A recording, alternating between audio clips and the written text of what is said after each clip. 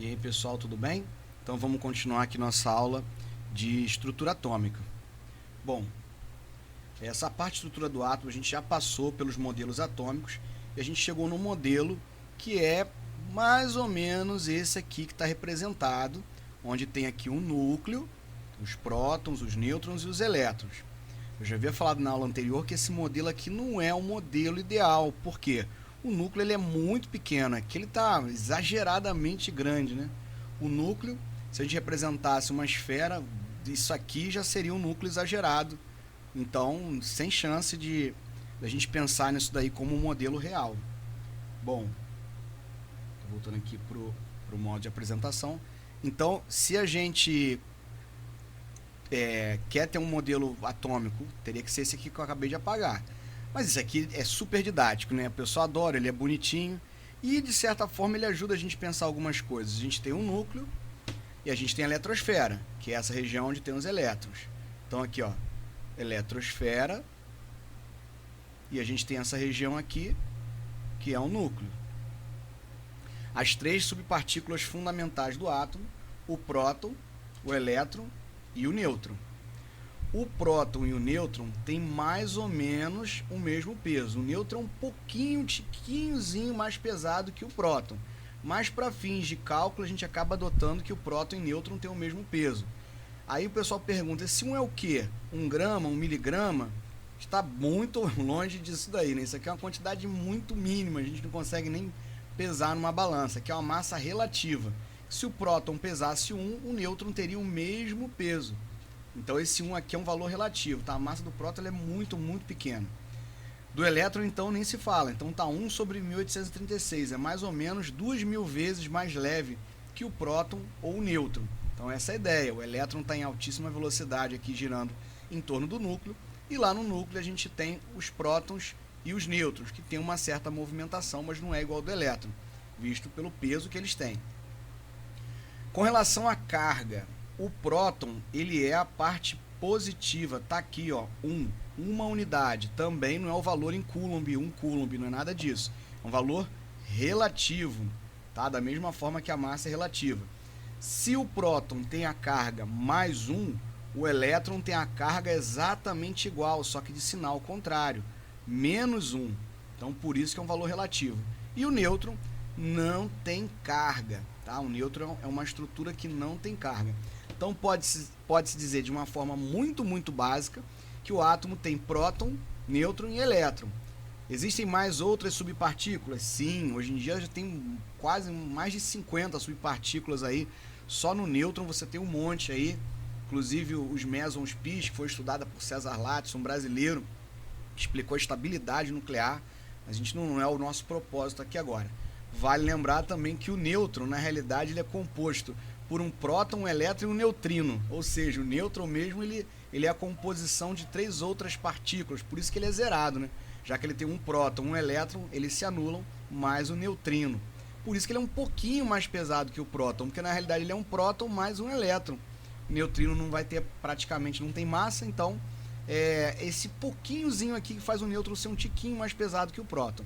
Mas para fins de cálculo, gente, é isso aqui, próton, 1, nêutron pesa a mesma coisa que ele, o elétron, a gente vai considerar essa massa aqui desprezível.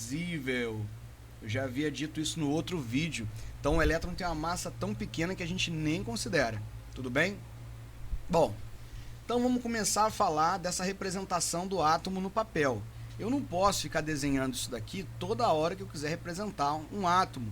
Quando estiver montando uma fórmula, então nem pensar usar isso aqui, né? A gente não usa nem mais o sistema de bolinhas lá que o Dalton começou a pensar alguns 200 e poucos anos atrás. Então não é hoje que a gente vai ficar desenhando o átomo. Então a gente tem uma forma de representar.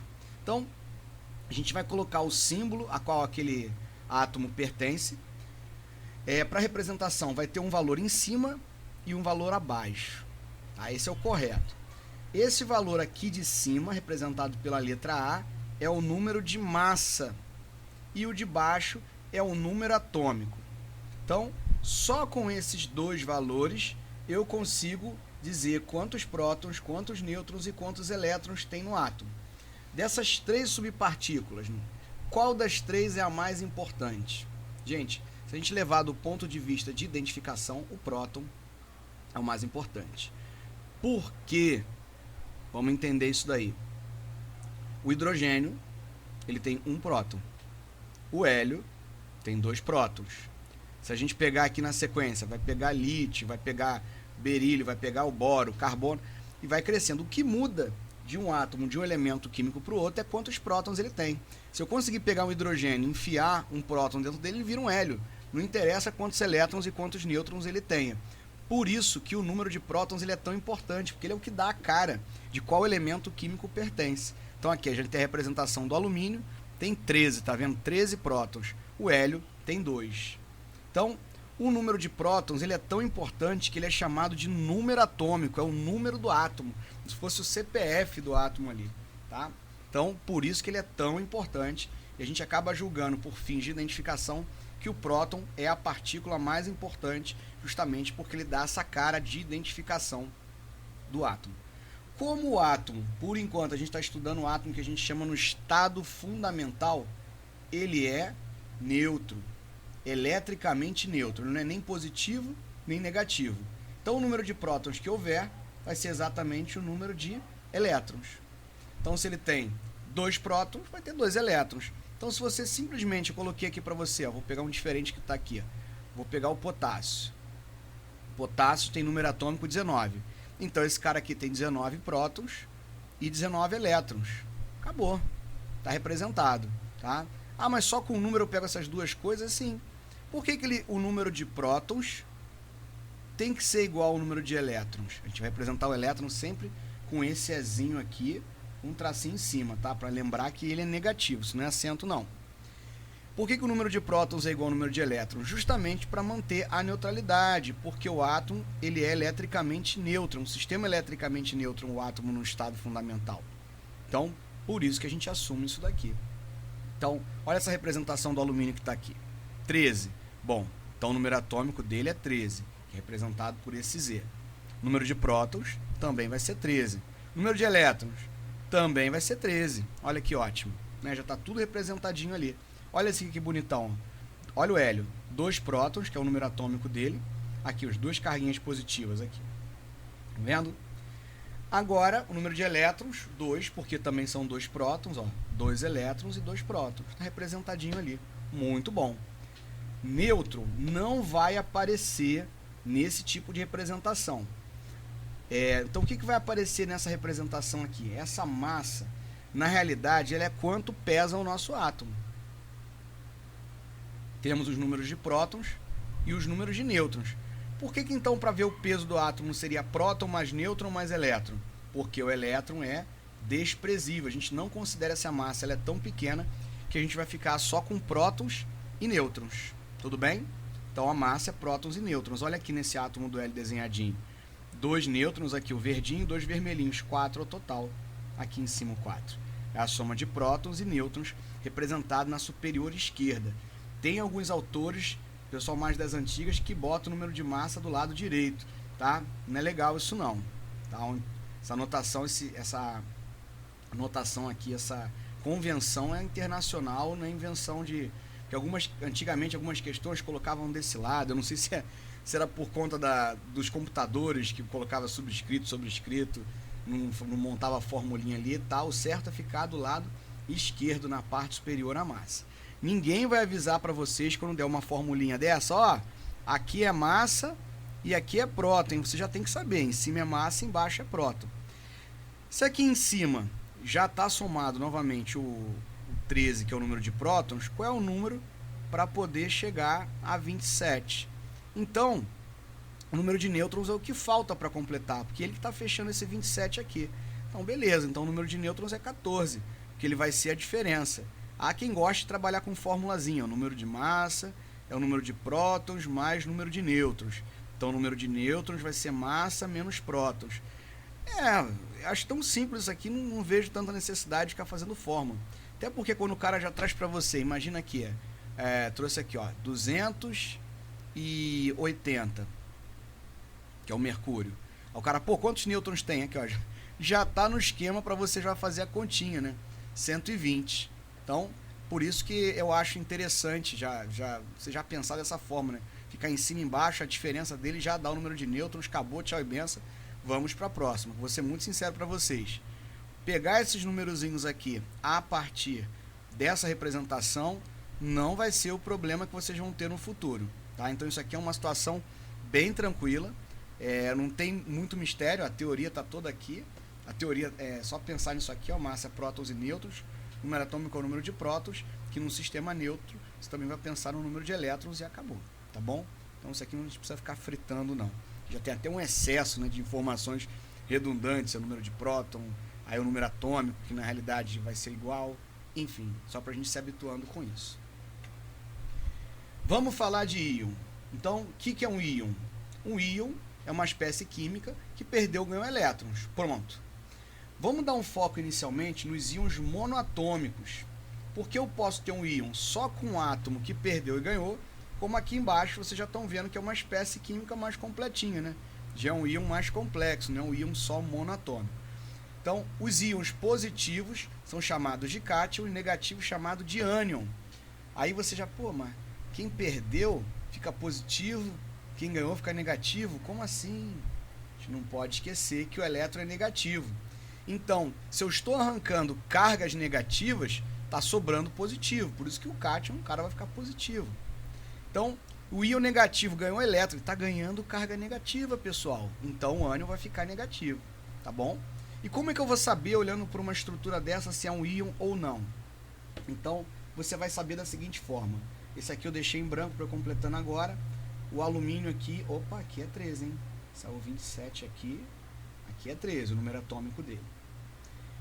O alumínio, deixa eu tirar isso aqui, ficou horrível, né, pessoal? Vou apagar esse aqui.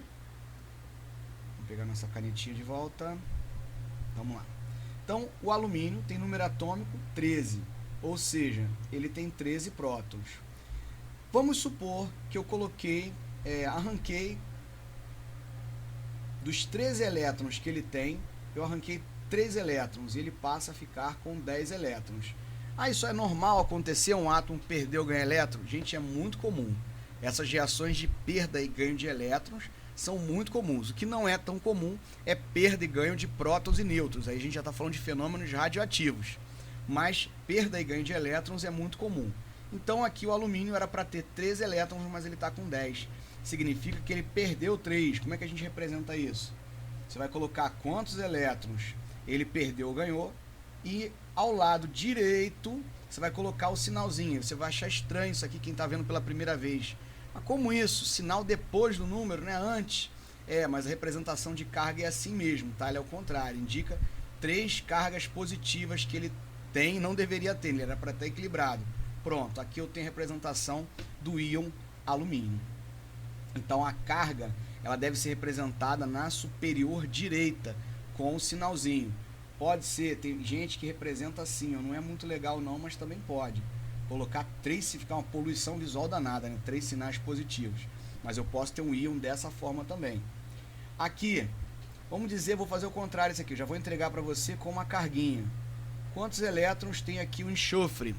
Então, teoricamente eu era para ter 16 elétrons, porque eu tenho 16 prótons, 16 elétrons, mas ganhou 2, então eu passo a ter nesse caso 18 elétrons, é assim que funciona. Olha esse outro caso aqui, suponha que ele já tem uma carguinha. Qual, Rafael? Você não colocou número nenhum.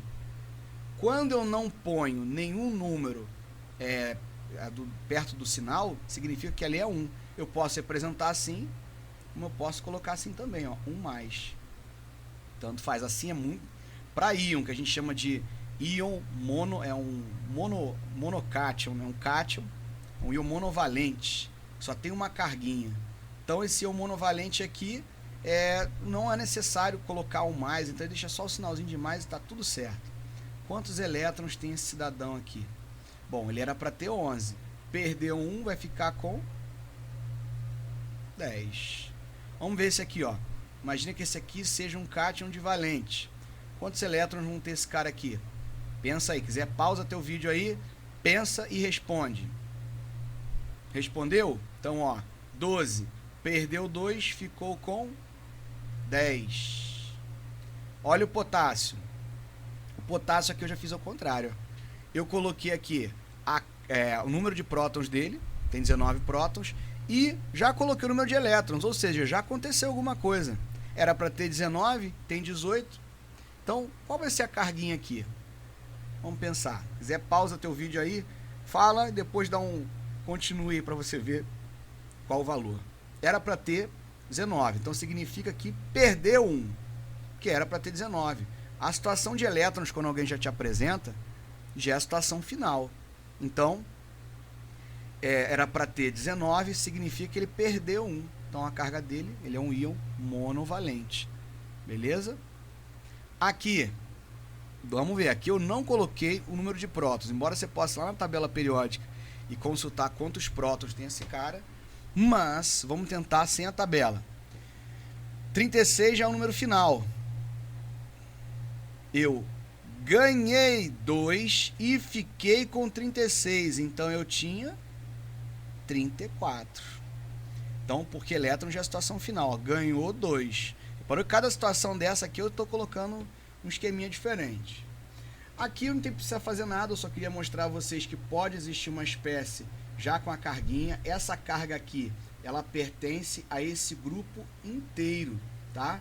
Dá a impressão que ela é só do hidrogênio, mas quando eu coloco assim, ela pertence a esse grupo inteiro. Quando a gente começa a estudar inorgânica mais a fundo, isso fica mais claro. Mas toda vez que alguém colocar uma espécie um pouquinho maior e uma carga, essa carga pertence a todo o grupo. Aqui é a mesma coisa. O que eu posso dizer aqui, ó, se dependesse do nitrogênio era para ter 7 elétrons, né? Se dependesse do hidrogênio era para ter 1 elétron, mas eu tenho 4 deles. Então aqui era para ter um total de 7 mais 4, 11 elétrons. Mas perdeu 1. Então não tem 11 elétrons. Essa espécie química toda aqui tem 10 elétrons, ó, porque perdeu 1. Pode ser que em algum momento seja feito esse raciocínio com vocês. Mesma coisa aqui, ó, no íon fosfato. Ele já tem carga menos 3, e essa carga não é só do O, pessoal. Ela é desse grupo inteiro. Então, ó, se depender só do fósforo, 15. Do oxigênio, o número atômico dele é 8 elétrons, só que tem 4 deles. Então, 8 vezes 4, então a gente já tem 32 aqui, mais esses 15. Então, você vai ter 32 mais 15, 47. Mais esses outros 3 aqui, um total de 50 elétrons que tem essa espécie inteira, né? Só o oxigênio aqui, os oxigênios estão contribuindo com 32. Mais esses 15, ainda ganhou 3, era para ter 47, ganhou 3, então essa espécie toda tem 50 elétrons, né? Vamos lá nesse iodo aqui, fazer mais um teste desse, ó. Quantos prótons eu tenho nesse cara? Não veio dizendo. Dá para descobrir massa? Massa não dá, não tem nenhuma informação, mas o próton dá. Ó, finalmente eu fiquei com 54. Eu ganhei 1 e fiquei com 54. Se eu ganhei 1 e fiquei com 54, então eu tinha 53. Então, o número atômico desse cara aqui é 53, o iodo. Pode até conferir lá na tabela que você vai ver que é isso mesmo. Mesma coisa aqui o bário, ó. Pensa um pouquinho aí, dá um pause e responde. Essa aqui já é a situação final. Perdeu, aqui ó, perdeu 2 elétrons e ficou com 54. Então eu tinha um total de 56. 56 é o número atômico dele. Tranquilo? Belezinha? Então, essa aqui é a situação de íons. Aqui é a situação de átomo. Tem gente que representa a carga desses caras juntos. Às vezes até por questão de praticidade eu faço isso. Por exemplo, representar o caos. Aí coloca isso aqui, né? Não é tão interessante fazer isso não. Não acho tão correto, porque isso aqui é uma representação de átomo. Aqui já é uma representação de íon. Já é outra coisa. São duas coisas diferentes. Então vamos continuar.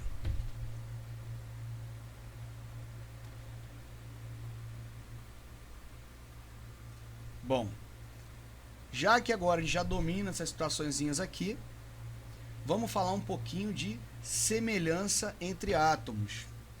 A isotopia, isobaria e isotonia. O que é isso? São coincidências que podem acontecer entre átomos, tá? E a gente acaba tendo essa classificação. Dessas três já vou alertando logo que isótopo é que é a mais importante mesmo, né? Isóbaro, isótono acaba até fica difícil ficar arrumando exemplo prático para poder justificar a utilização desses dois. Mas isótopo aparece bastante. Então, isótopo é quando a gente tem dois átomos e esses átomos têm o mesmo número de prótons. Então, se é isótopo, obrigatoriamente pertence ao mesmo elemento químico, porque vai ter o mesmo número atômico. Então, isso é um fato. Todo isótopo ele pertence ao mesmo elemento químico. Então, por exemplo, quando no Brasil teve aquele acidente com o césio, né? Eu sempre falo muito do césio. Falava-se do césio 137. Então, pode existir, por exemplo, o césio 132, 133. Eles são isótopos. Eles têm, são iguais, são átomos semelhantes, muito parecidos, pertencem ao mesmo elemento químico, que tem 55 prótons, mas o número de nêutrons dele é diferente. Ah, mas você está apontando para o número de massa falando número de nêutrons. Porque o que difere realmente é o número de nêutrons e não o número de prótons, que é igual. Consequentemente, o número de massa vai ser diferente. Beleza? Então, isótopo tem muito essa conotação quando a gente fala de espécies radioativas, a gente vai falar do urânio 235, 238. Sempre quando a gente fala o nome de um elemento, já fala o número, urânio 238, urânio 235, urânio 233, você já está falando do isótopo dele, né? Do isótopo que vai ter uma reação lá específica com ele, normalmente indo para o campo da radioatividade, beleza? Já isóbaro seriam átomos que têm o mesmo número de massa, aqui, ó. Isótono que tem o mesmo número de nêutron. Então aqui a diferença aqui, ó, a diferença entre eles aqui já dá 16 e aqui também dá 16. Então eles estão 16 nêutrons. Esses dois últimos aqui são considerados isótonos. Bom, pessoal, eu preciso falar de um exemplinho aqui para vocês. Que exemplo é esse? É muito comum, chega um cidadão para vocês e fala assim, ó, eu vou chutar aqui uns números aqui. Esse cara aqui não vai existir, não. Aí coloca aqui esse X e esse Y. Então, aqui já não coloquei um número absurdo de nêutron, mas não tem problema não. Então aqui dá 31 nêutrons, 31. Aí perguntam para vocês, essas duas espécies aqui, elas são isótopos, isóbaros ou isótonos? Pega os três casos, né? Porque é o mesmo número de massa, mesmo número de próton, mesmo número de nêutron. Então ela é isótopo, isóbaro, isótono. Certo? Errado! Isso aqui não é nada. Porque eles são exatamente iguais. E essa semelhança é para comparar os átomos que têm uma pequena diferença.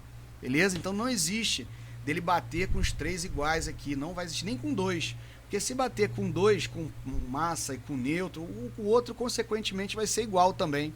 Já que próton, massa e nêutron, a gente tem três situações, mas a gente está discutindo só próton e nêutron. Próton, massa é próton e nêutron. Então, não faz sentido. Ou é um, ou é nenhum.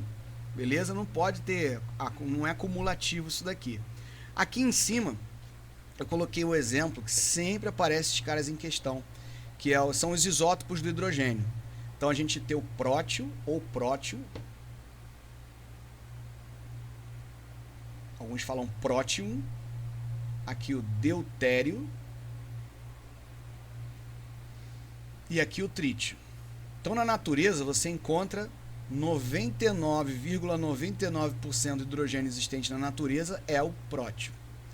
O deutério, mais ou menos aí 0,01%. E esse cara aqui 10 a menos 7%, é 0,0000 alguma coisa. Então, esses são os isótopos que existem do hidrogênio. Então, vira e mexe, utiliza-se esse cara. O trítio, ele é muito raro, ele é basicamente o combustível estelar. E o pessoal fala, o Sol lá tá em combustão, né? Na realidade, o Sol não está em combustão porque não tem reação com oxigênio. Está em fusão nuclear. Você tem a fusão ali do trítio com o prótio para formar o hélio. Por isso que o hélio, os gases nobres, o gás nobre, principalmente o hélio, é o gás presente nas estrelas. Então, o combustível estelar, enquanto a estrela está lá liberando calor para a gente, é o trítio que está reagindo com o prótio, liberando aquela energia absurdamente alta. Aquele filme, se você puder, não sei se você não vai encontrar, aquele Homem-Aranha 2, mas aquele dos antigos, né, o Dr. Octopus.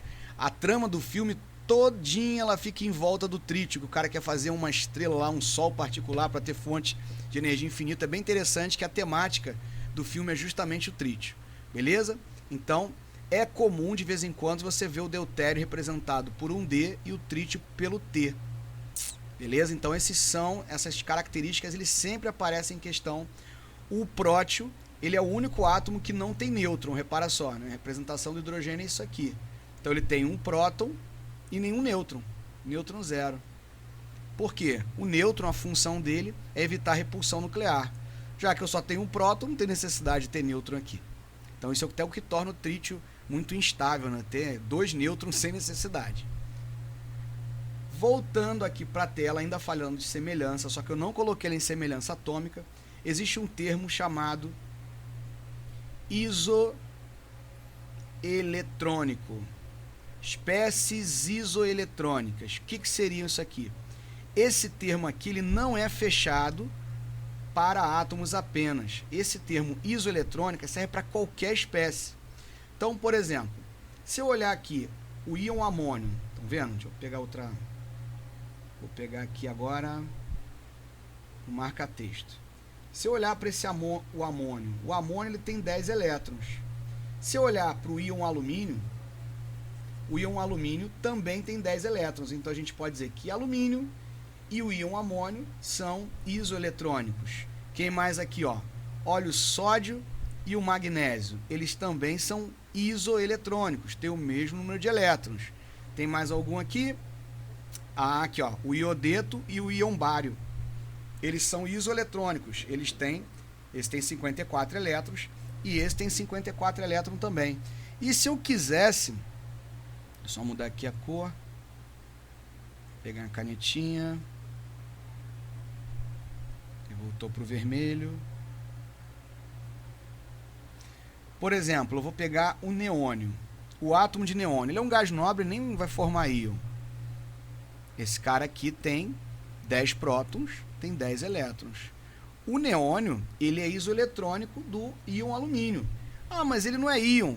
Espécie isoeletrônica, você pode comparar o que você quiser. Pode ser uma molécula, pode ser um íon, pode ser um átomo isolado.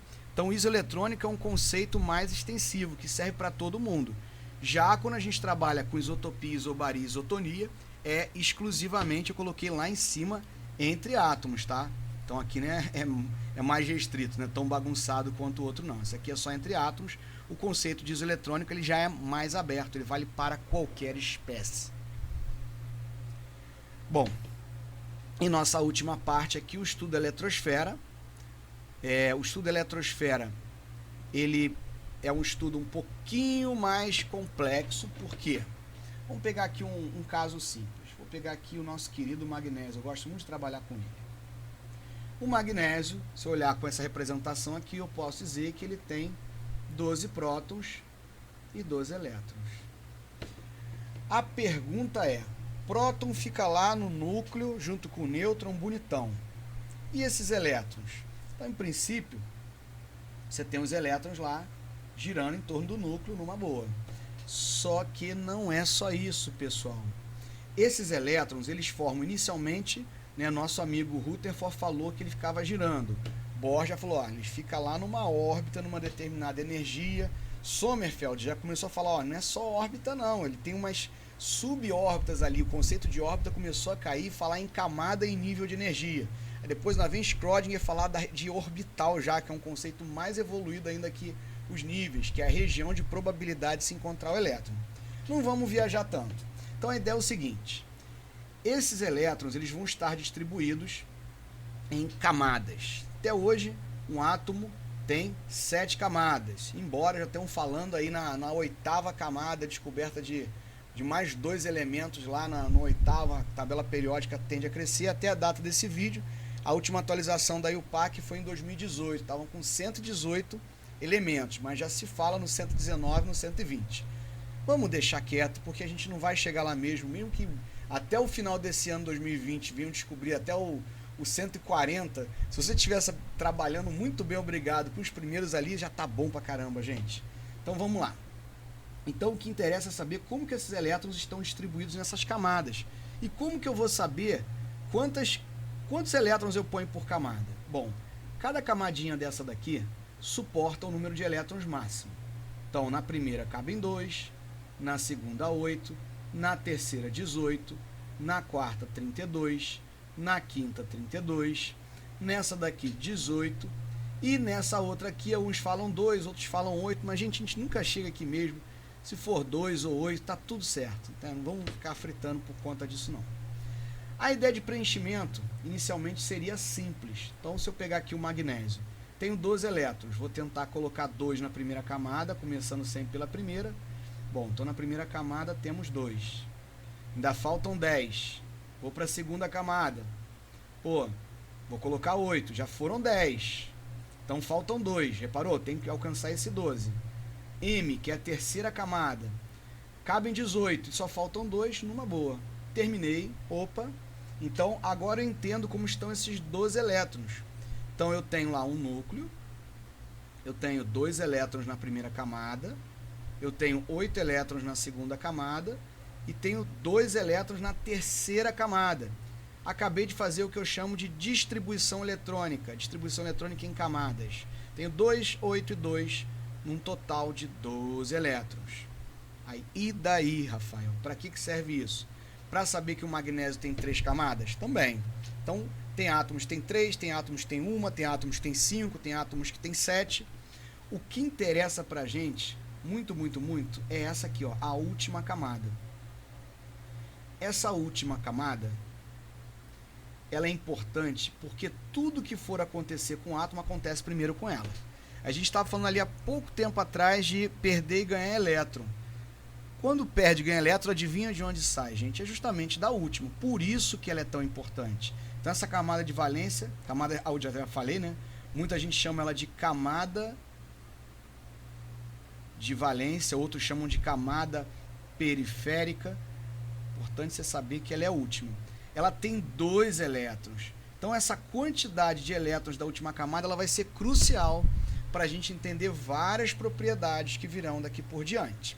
Só que antes de a gente estudar essas propriedades, a gente vai ter que aprender a fazer essa distribuição eletrônica aqui de alguns átomos, ou pelo menos ter uma certa praticidade, ou saber o que está acontecendo.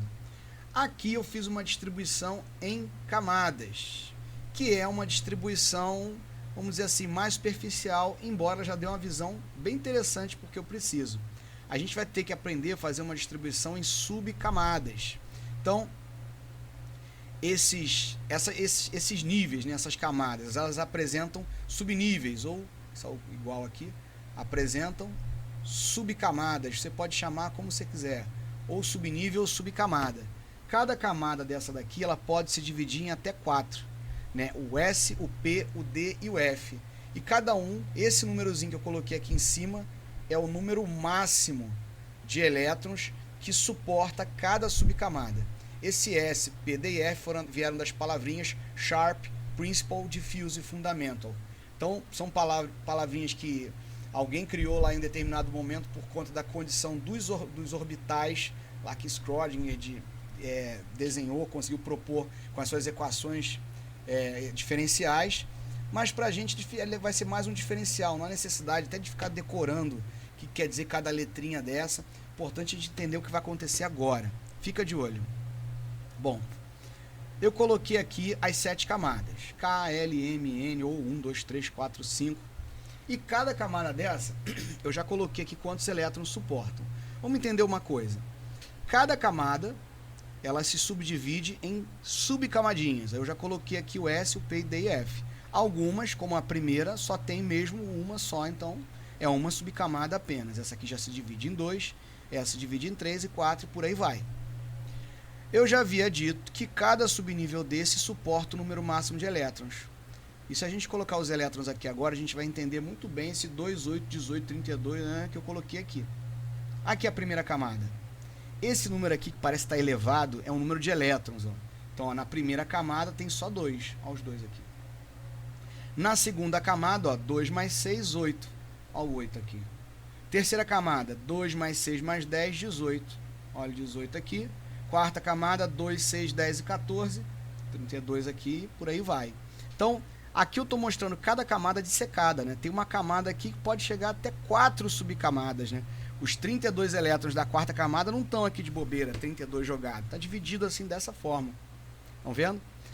Aí o seguinte, tá, Rafael, para que isso que você está mostrando a gente aí?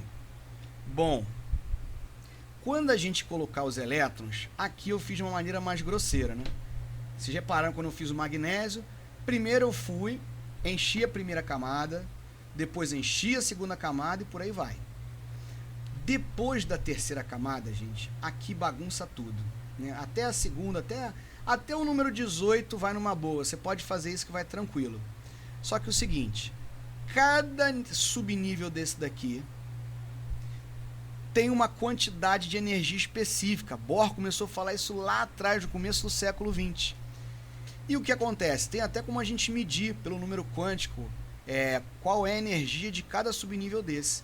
E o elétron, quando ele vai entrando, quando a gente vai preenchendo, a gente tem sempre que preencher do menos para o mais energético. Em teoria, você precisaria calcular a energia de cada um deles.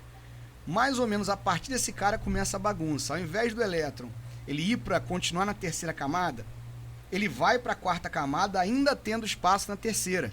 Quando chega aqui embaixo é uma bagunça. Eu estou colocando o elétron na sétima camada, às vezes já acabei de... ainda tem espaço para caramba na quinta, e eu já estou colocando elétron na sétima. Então, teoricamente, você teria que calcular a energia de cada um para ver a ordem correta.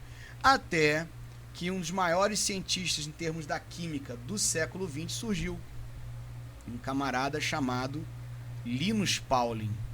Então, Linus Pauling é um cidadão brilhante. Acho que ele é o único ser, até onde eu sei, que tem prêmio Nobel em duas áreas diferentes. Ele tem um prêmio Nobel em Química pelo estudo da eletronegatividade e também tem um prêmio Nobel da Paz. Então, esse cara aqui não é mole, não. Ele criou um método, um diagrama, para a gente não precisar calcular cada um deles. Seria basicamente isso aqui, ó. Tá, olha lá, as setinhas. Aqui é o início. Então, você começa colocando os elétrons aqui. Terminou esse, você vem para cá e você vai seguir nessa sequência energética. Terminou uma setinha, você vai para a traseira da outra, até terminar. Olha o que acontece aqui, pessoal. Ó, tô na primeira camada, beleza. Tô indo para a segunda, já com dever cumprido, a primeira tá cheia. Volto para cá. Tô na segunda camada ainda, olha aqui a setinha.